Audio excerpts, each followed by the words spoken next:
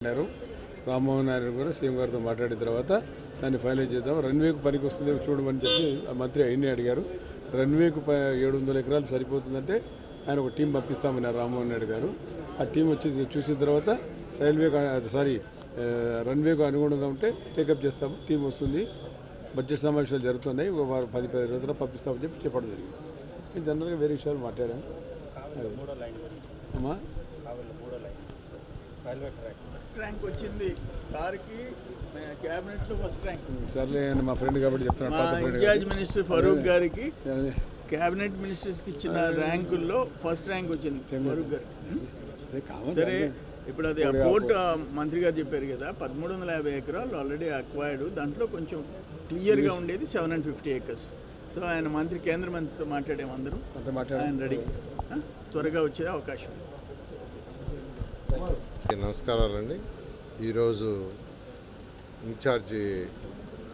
Nellore incharge మంత్రి గారు యాక్చువల్గా నెల్లూరు రావడం జరిగింది. ఈరోజు ఆత్మూరు కాన్స్టిట్యున్సీలో మంత్రివారు రామనారాయణ గారు ఇవాళ అనేక శంకుస్థాపన ఇనాగరేషన్ చేశారు. వాటిలో ఈరోజు దాదాపు 4 మంత్రులు యాక్చువల్గా ఈరోజు పార్టిసిపేట్ చేయడం జరిగింది.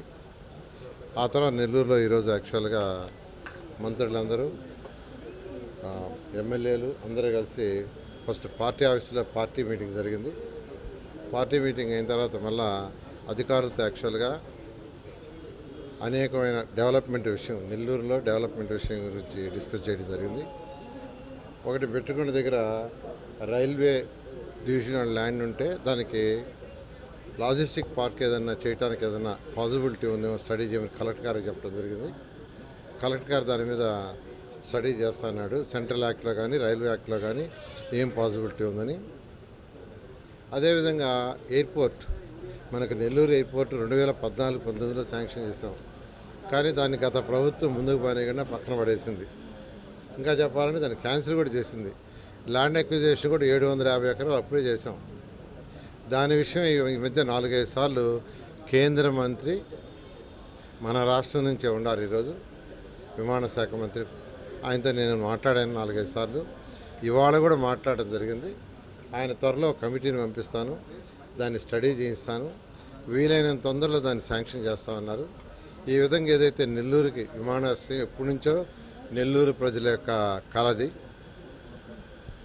అయితే 14-19లో ఆ రోజు ముఖ్యమంత్రిని అడగటం, వెంటనే వారు శాంక్షన్ చేయటం, ల్యాండ్ అక్విజిషన్ కూడా కొంత చేశారు, కొంత ఆగిపోయింది. దాని మీద కలెక్టర్ గారితో కూడా చెప్పాం. ఉన్న ల్యాండ్ 750 ఎకరాలు అక్విజిషన్ చేస్తున్నారు. దాంతో రన్వే వేయడానికి ఏదైనా పాసిబిలిటీ ఉంటే వెంటనే శాంక్షన్ చేయమని ఈరోజు కేంద్ర మంత్రిని రిక్వెస్ట్ చేస్తే ఆయన త్వరలో కమిటీ పంపిస్తున్నారు. ఆ కమిటీ వచ్చి స్టడీ చేసిన తర్వాత అది పాసిబిలిటీ ఉంటే ఇమీడియట్గా చేస్తారు, లేదంటే బ్యాలెన్స్ ల్యాండ్ అక్విజిషన్ కూడా చేసి దాన్ని ముందుకు తీసుకోవడం జరుగుతుంది.